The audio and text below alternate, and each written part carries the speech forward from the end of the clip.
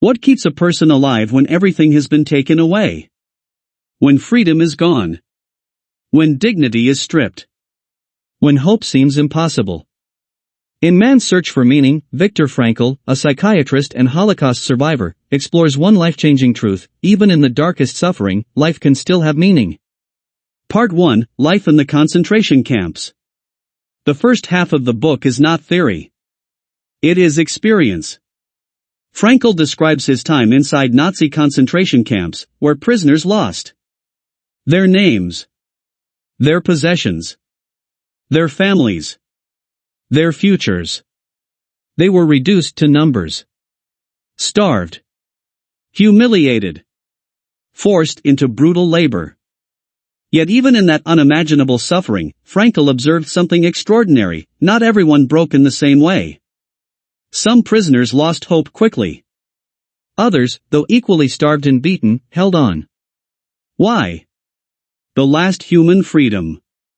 Frankl discovered something profound: everything can be taken from a man but one thing, the last of the human freedoms, to choose one's attitude in any given set of circumstances.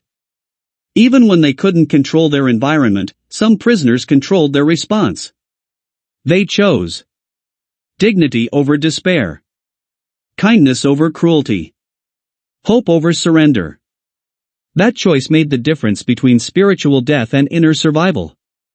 Meaning as a survival force. Frankl noticed that prisoners who had something to live for were more likely to endure. A loved one waiting for them. An unfinished piece of work. A purpose not yet fulfilled. When a person loses meaning, they lose the will to live. But when meaning remains, even suffering becomes bearable. Part 2, Logotherapy, the Therapy of Meaning.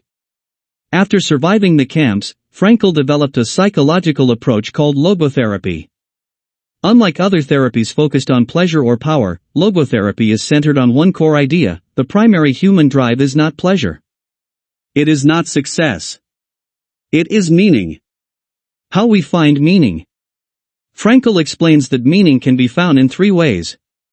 1. Through work or creation. Doing something valuable. Building. Contributing.